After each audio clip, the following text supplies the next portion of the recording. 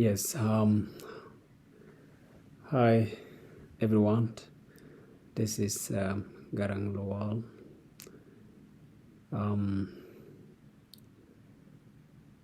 I hope everyone is doing okay.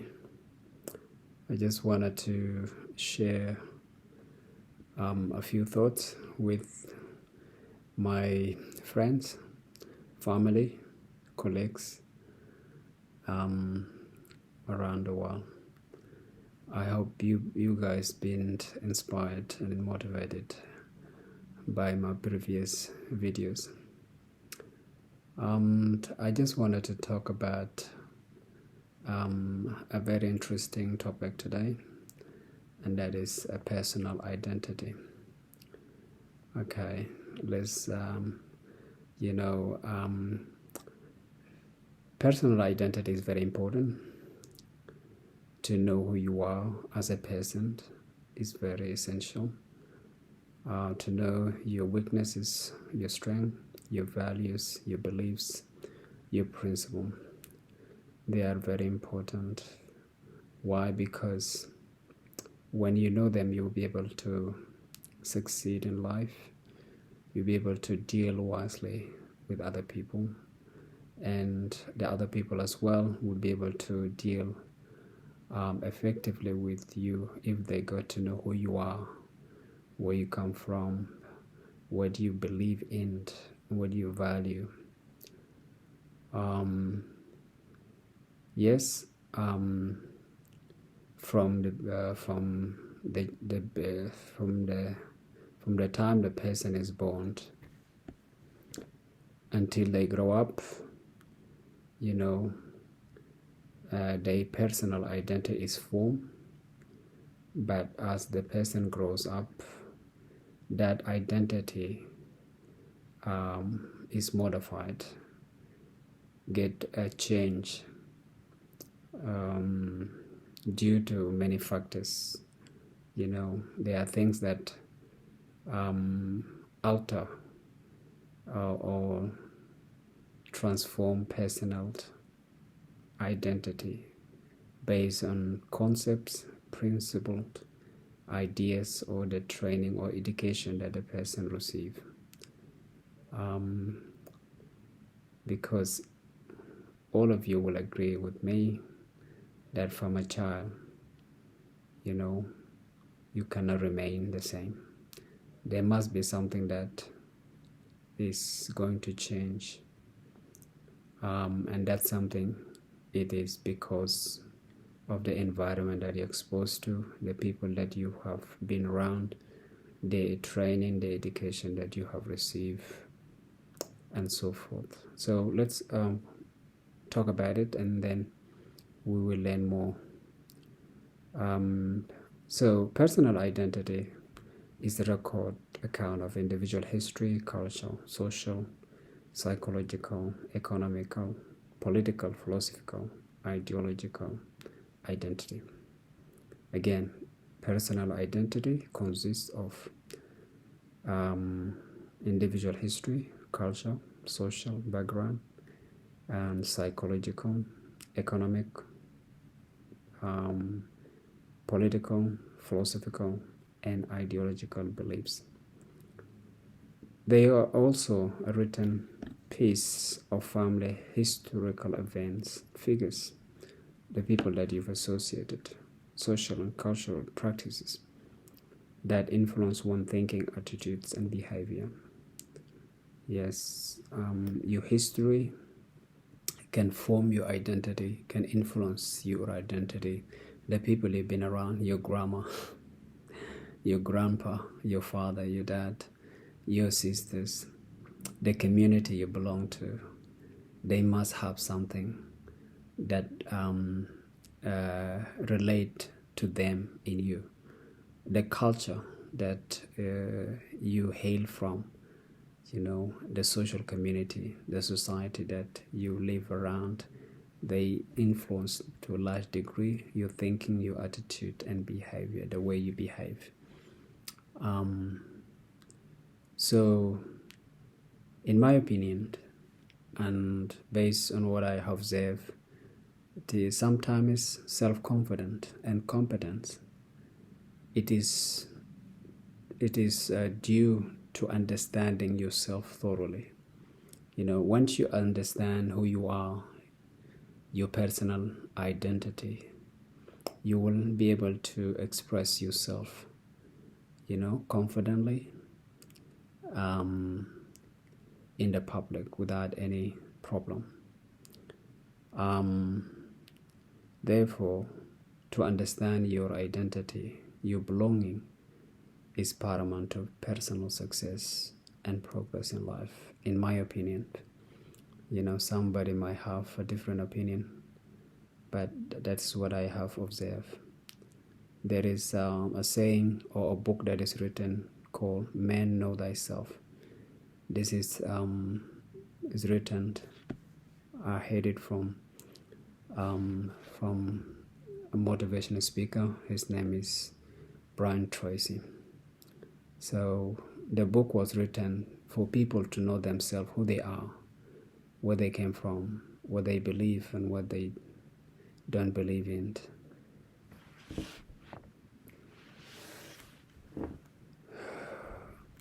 But how can you understand your identity? Yes, you can say, look, I'm a man, I have a black color skin, my age is such. All these features are characteristic of identity, but it is much deeper than that. So to understand your personal identity requires self-check, self-discovery, to know your strengths, your weaknesses, your beliefs, your values and principles. Because they can influence the way you think and the way you communicate, the way you act. That's then. Why? Because if other people discover those features that describe who you are, chances are that they could use them for your disadvantage, and you don't want that. So it is better, for you to know who you are first before other people know them, because what I have come to realize is that people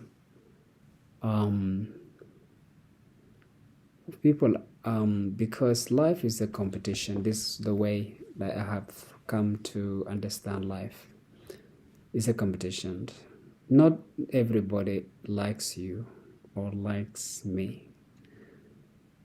A few people wish us success, but majority of people, they are competing against one another. So in order to go ahead in life, the best thing they do is to know who you are, your weaknesses, what you like and what you don't like, and they work against you. So it is better for you to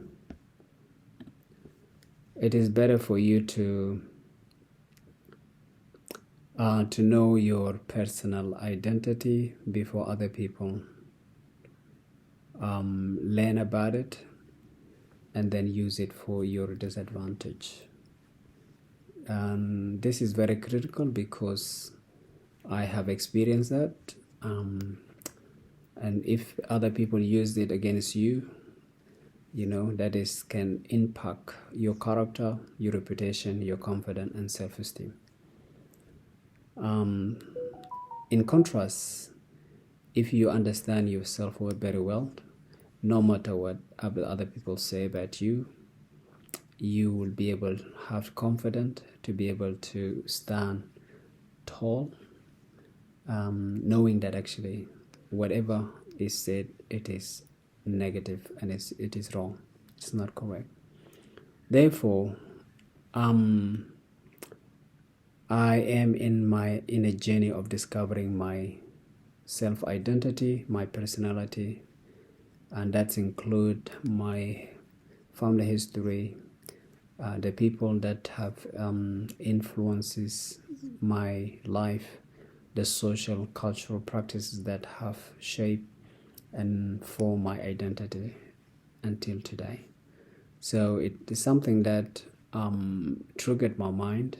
I don't know why, but it came into my attention that I needed to know, what is my identity, why the things that happen in my life happened the way they did, and why did they impacted my life.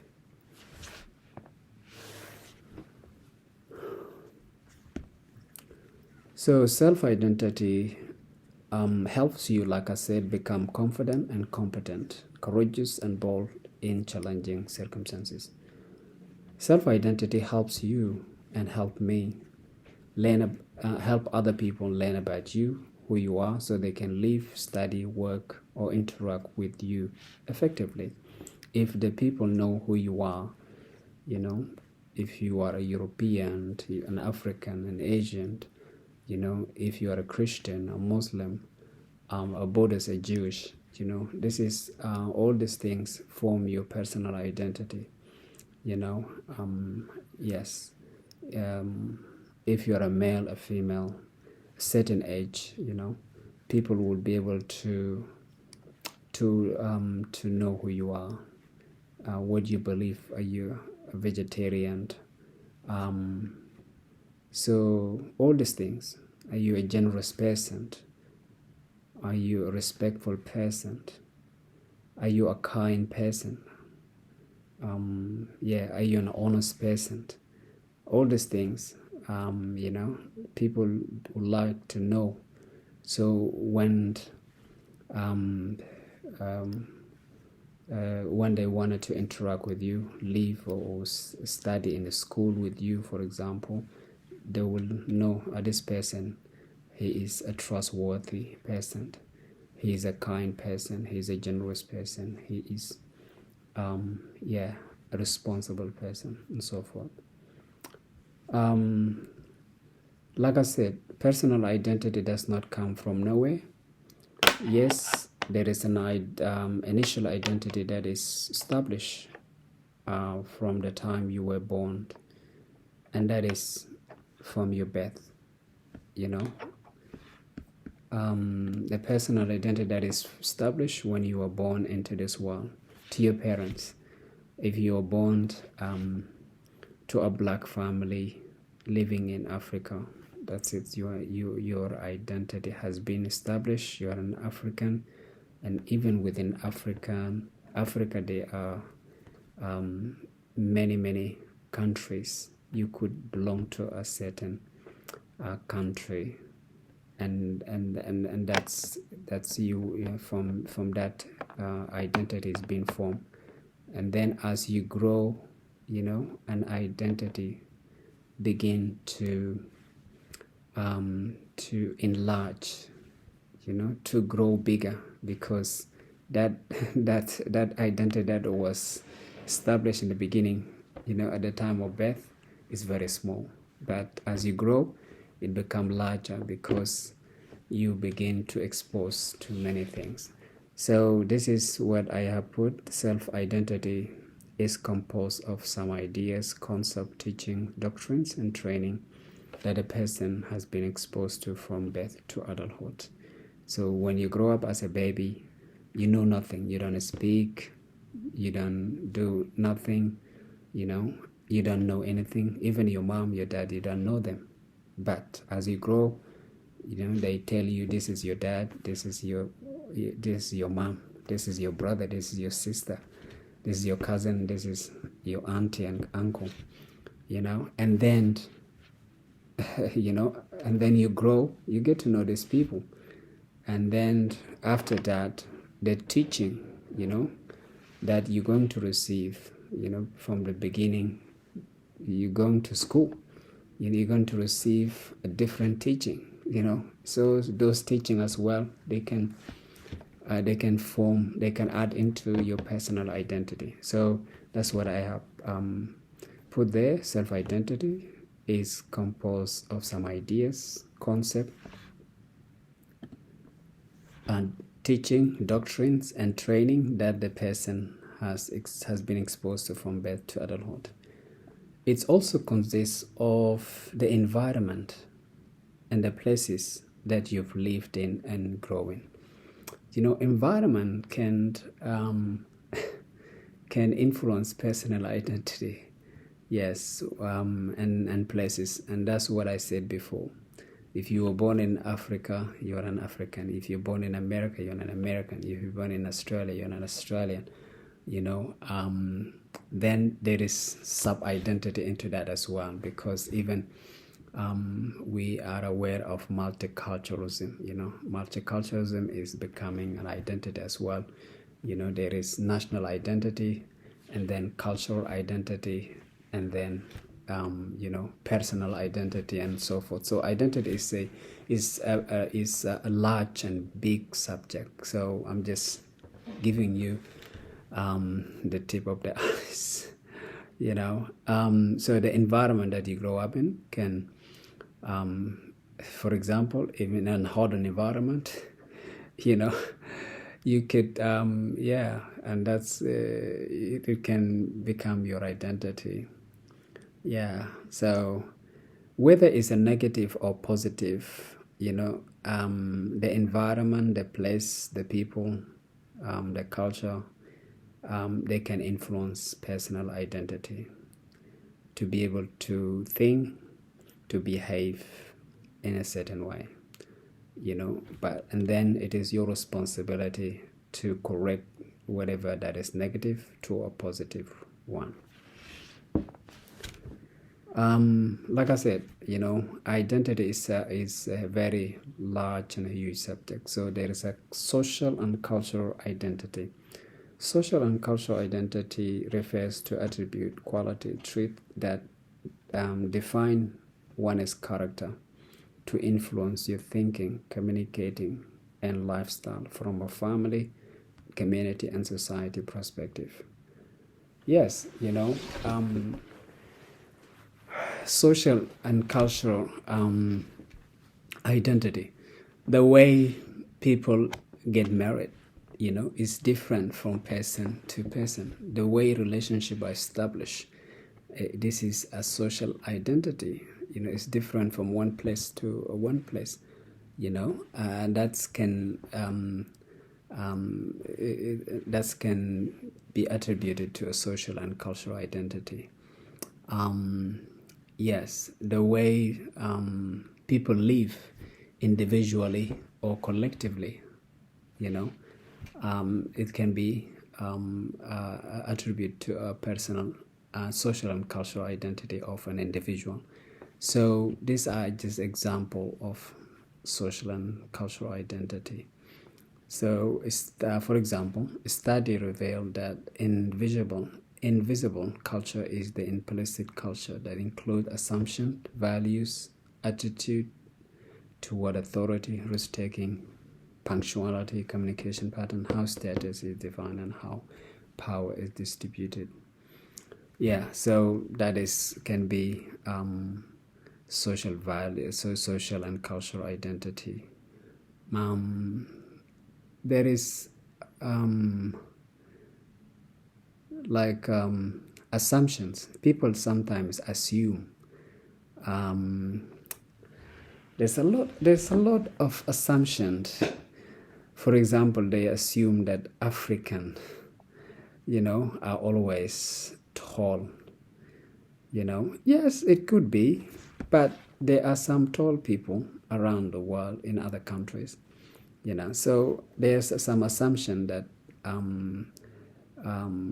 attributed to social and cultural identity. Yes, and that is just one example. Therefore, in my opinion, personal attribute, qualities, and traits include integrity, generosity, humility, leadership, intelligence, kindness, care, compassion, respect, and empathy. So these are examples of social and cultural identity that the person.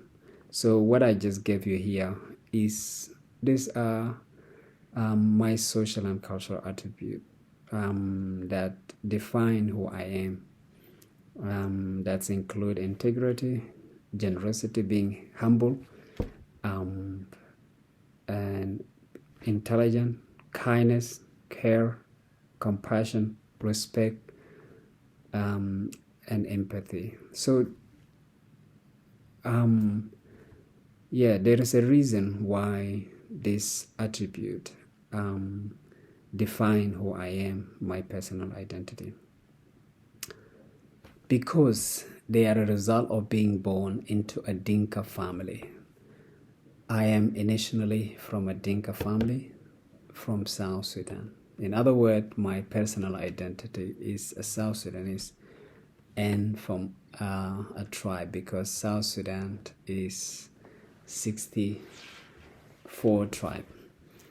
So I am from a Dinka family. So if you go to a Dinka family, you'll find there is respect, there is humility, there is generosity, there is integrity, there is kindness, and so forth. These are just examples, but there is more. So this attribute and qualities that I just mentioned, they are a result of Dinka and South Sudanese culture and tradition, heritage, composition, as well as in Africa. In my opinion, these are positive and wonderful traits. Of course, I cannot say that there is no negative. There are some negative qualities, but these are, of course, we're talking here about only positive things. So, for example, I have seen and observed some of my family members, friends, community members, to exhibit these qualities and traits, which are very good qualities and traits.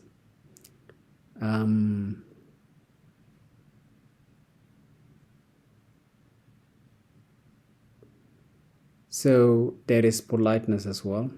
In my culture, people are very polite.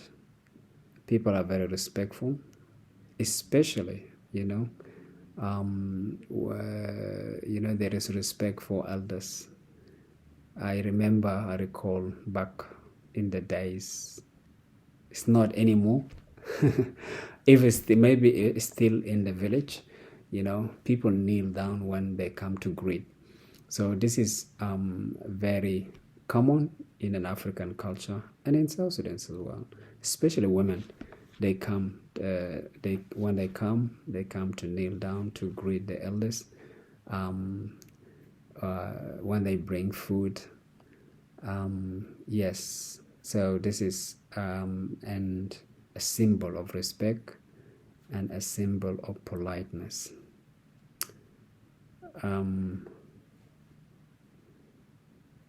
Individually, I can be described as a person who is trustworthy, a reliable individual. This is mean I can be trusted with everything that is placed in my care and charge, as long as the trust and faith is not violated or breached. So why am I mentioning these things? I think it is very important because I have come to realize that we live in a very difficult world, and people assume things. People assume that you are such and such, but they do not know why you do the things you do. There is a motive.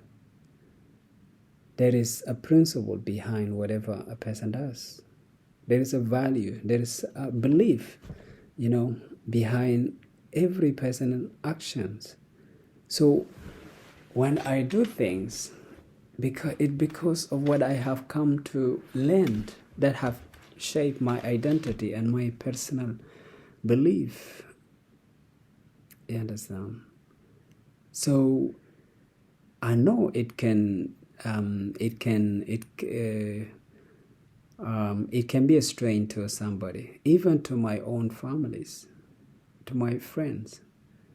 They are surprised when I do the things I do. But what they do not know, it is like the school I went to, you did not go to.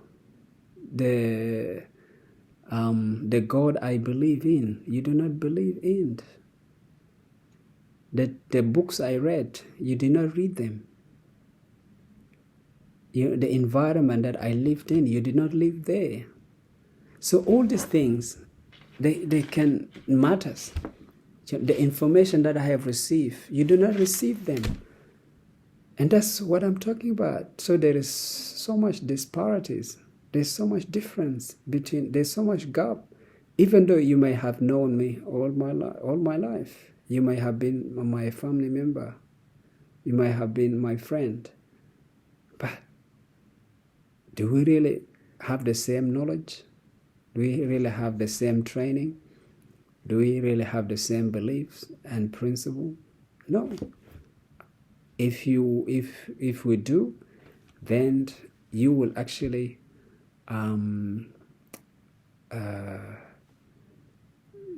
yes, you will understand why I do the things I do, why I act the way I act. Yes, that's where that's where is the difference. So in addition to that, I'm a friendly person. I am a social and friendly person. I like to socialize and make friends whenever possible, but to the extent. I am also a cheerful and delightful person who is grateful for the little things and also for big things. For example, I like to thank God just, for having a good day, That is something that to be grateful. I like to thank God for the air that I breathe. People sometimes surprise, they think that I'm crazy, but it's not craziness. You have to be grateful. It is something that I learned from the Bible, and I learned from somebody who is a great mentor to me. His name is Pastor Chris. He says, grateful people are successful people. So it's something and a habit that I have cultivated. To be grateful is really a good virtue. But people find it strange because they don't know the value of being grateful. Why am I saying this? I'm saying it if you're going to watch this video. Yes, I may be talking about my personal identity, but reflect and think who you are, what you value, what you believe in, the training that you receive. Let them influence who you are, influence your thinking, the way you communicate. So why do we receive education? It is because to add value to ourselves, to make us different, rather than thinking primitively, we can be a civilized individual.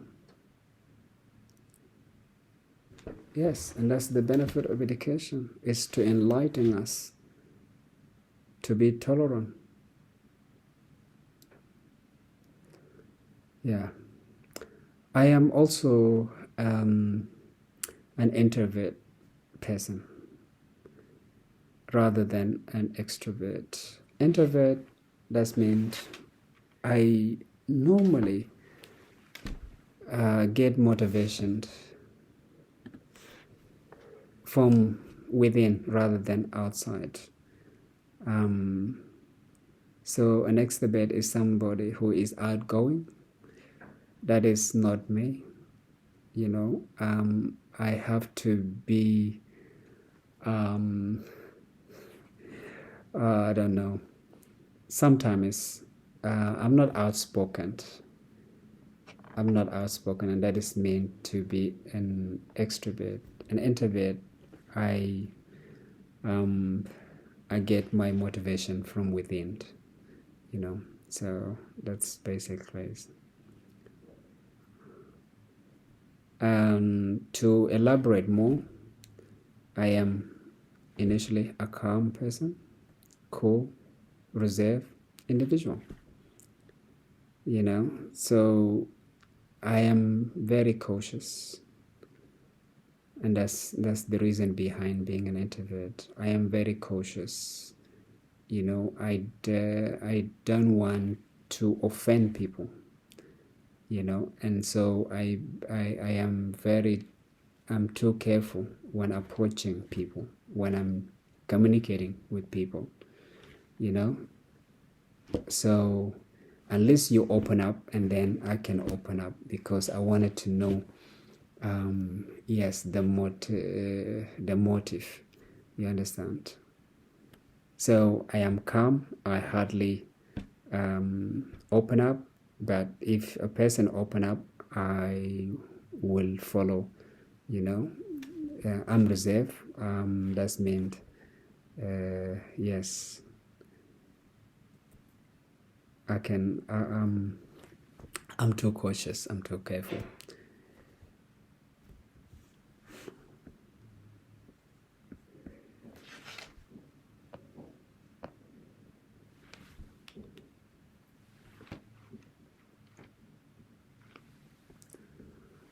Okay, that was a social and cultural identity.